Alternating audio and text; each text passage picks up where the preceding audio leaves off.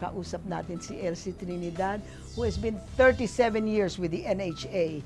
Here is the NHA with this vast tract of land in Quezon City, which is now occupied by, big business. Ha? Ngayon, ang tanong ko, bakit kaya ang NHA chose to sell this tract of land to big business when it could have sold the tract of land to the poor? If we are really, di ba NHA's what do you call it? Its mandate is to help the poor. Why did you sell it? It was to raise revenues to support also its corporate projects, like yung low-rise buildings that are being built in Metro Manila. Kasi meron din po kaming these low-rise buildings It's are not for the poor. in-city.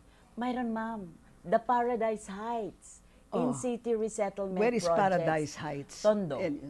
Tondo, all right. opo. How many units are those? Mga Really? 800, I would say 800. 800 units. Yan, What is the target for NHA housing, and how many houses have you produced for that target? Ma'am, kung pagbabasehan natin yung market talaga na nakaatang sa NHA, ay yung informal settler families all over the Philippines ay umaabot na ng 1.5 million families. Informal settlers all Informal over, settlers of which you don't know how many are in Yes. Metro Manila. Ay, ma'am, meron. 508,000 Oh, sila sa 508,000. Metro Manila. Okay. So how many houses have you built? Pero ma'am, this is a 2011 data. So in 2015, sinasabi na yung kabuuan sa Pilipinas ay 2.2. Yung 1.5 naging 2.2 million. So ma'am, yung 508,000, ma'am. Baka 1 million na. Ma'am, hindi na-address lang natin yung 104,219. Ano Out yun? of yun nasa danger areas. Kasi yung 508,000 na informal settlers sa Metro Manila, 104,219 are in danger areas. That is what you are. That's the All one. right. How many houses have you built for them in Manila? 81, not in Manila. No. Yung all over. No, because you were targeting. talking about mga somewhere Caloocan, like, Tondo, ma'am, Pasig. within mga somewhere 3,000 units in city. 3,000. And so the supply is 3,000. Plus and of city. And the demand is 150,000. 104. Diyos ko. So, ma'am, paano kaya kayo, aangat yun? Now, I want you to evaluate what NHA has done and where you think that it could have improved. I am now asking you as a former student of mine. No, really.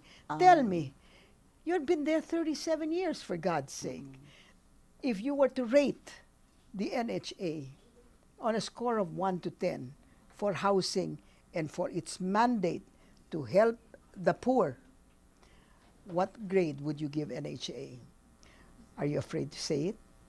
Hindi naman po. Okay. Siguro, definitely, yung huge requirement for housing, there are some systems and processes din na nasasacrifice at the end of the day. Dapat satisfied yung customer. Pero, yung kakulangan din ng pondo, if we see that yun po kasing budget na na-allocate for housing, sa NHA, sa the housing sector itself, we can look at the average, how much has been allotted for housing for the past 5 years. Pinaka mababa po doon.